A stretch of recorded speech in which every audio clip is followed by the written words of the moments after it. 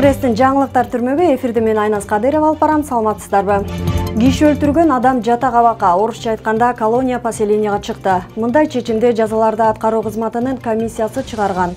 Бирок бул чечимге нааразычылык билдирип, киши колдуу болуп каза болгон Майрамбек Сантыровдун апасы Ат башы районунун Кара Суу айылынан бери чындык издеп Борборго келди. Эненин Нурпресске берген маалыматына караганда, уулу Майрамбекти 2018-жылы айылдашы Айдарбек Мамбетов өлтүргөн. Адам өлүмү боюнча бул иш соттун 3 инстанциясында тең каралып, анда Айдарбек айылдашын өлтүргөнүн моюнга алган. Натыйжада жогорку соттун 2019-жылдагы өкүмү менен Мамбетов 9 жылга эркинен ажыратылып, 200 000 сом айып салынып, маркумдун жакындарына 100 000 сом моралдык чыгым, 235 000 сом материалдык чыгым төлөп берүүгө милдеттендирилген. Соттун өкүмүнүн чыкканына 3 жыл өттү. Андан бери жабырлануучу тарапка материалдык дагы, моралдык дагы чыгым төлөнүп бериле элек. Бул жерде суроо туулат. Соттун өкүмүн сот департаменти эмне үчүн 3 жылдан бери аткарбай жүрөт? Сот департаменти жабырлануучу тарапка материалдык жана моралдык чыгымды өндүрүп бербеген аздык кылгансып, жазаларды аткаруу кызматы киши өлтүрүп, 9 жылга эркинен ажыратылган Айдарбек Мамбетовду быйыл июнь айында жата кабакка чыгарган. Киши өлтүргөн адамды мөөнөтүнөн эрте колония поселенияга чыгарган. Жазаларды аткаруу кызматы жетим калган 4 баланын, 28 жашта жесир калган келиндин, уулун жоготуп буркурап ыйлаган эненин көз жашын эске алды экен. Белгилей кетсек, Нурпресс маалымат борбору бул иш боюнча байма-бай чагылдырып, журналисттик иликтөөлөрдү жүргүзүп турмакчы. Деги эле коомдо сотторго, укук коргоо органдарына нааразы болгондор көп. Башкы прокурордун өлкө аймактарын кыдырып, эл менен жолугушууларында негизинен укук коргоо органдарынын адилетсиздигин, мыйзамсыз аракеттерин айтышууда.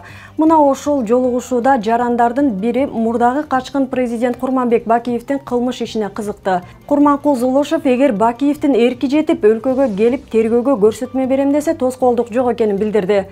Күчүнө кирген өкүм жаңы ачылган жагдайларга гана байланыштуу өзгөртүлөт. Бирок качкын президенттин иши боюнча өкүм өзгөртүлгөн эмес. Азырынча кандай жаңы жагдай ачылганы коомго белгисиз. Бакиев сыртынан соттолуп 30 жылга эркинен ажыратылган. Негизги айыптоо 2010-жылдын 7 апрелинде Бишкектин Ала Тоо аянтындагы кан төгүлгөн окуяга байланыштуу коюлган. Кыскасы, Бакиевдин иши боюнча соттун өкүмү чыккан. Деген менен эл арасында кыргыз мырзасы үчүн соттун өкүмүнөн дагы туулган жерге келе албай калгандан катуу өкүм жок экенин айткандар бар. Эми башка кабарлардан. Бишкектин Таштанды полигону бүтпөгөн баш оор болду. Жогорку кеңешке, шаардык кеңешке депутат болуп келе турган талапкерлер улам жаңы келген мэри деле завод курабыз деп убадалашат. Бирок сөз кайсыл жерде айтылса, ошол жакта калып калды. Бири да рекультивация кылган да жок. Таштандыны кайра иштетүүчү ишкана ача алган да жок. Азыркы мэр Эмиль Абдыкадыров дагы Таштандыны кайра иштетүүчү завод курарын билдирди. Анын айтымында завод 1,5-2 жылда курулуп бүтөт. Анын курулушу сентябрдын аягында башталат экен. Ишке ашат деп ишенели. Анткени буга чейин далайым мына баштаган жатабыз деген эле. Эскерте кетсек, Бишкектен бир күндө 1,5 миң тоннадай таштанды чыгат. 50 жыл мурда ачылган бул полигондо эмне гана жок. Тоодо үйүлгөн уулуу калдыктар чирип, түтөп, абаны булгап келет. Полигондун колдонуу мөөнөтү эбак бүткөн. Айрым мамлекеттер мындай жерди алтын кени сыяктуу кайра иштетип, укмуш акча табат. Ал тургай экспорт дагы кылышат. Эли таштандыны үйдөн эле сорттошот. Желим бөтөлкө өзүнчө, тамак аш калдыгы өзүнчө дегендей. А бизде сорттомок түгүл, үйдөн аралашып чыккан таштанды челекке жетпей көчөдө калат. Пенсиянын көтөрүлүшү улгайган адамдар үчүн жакшы жаңылык болду. Буга чейин максималдуу түрдө 500 сомго чейин кошулчу.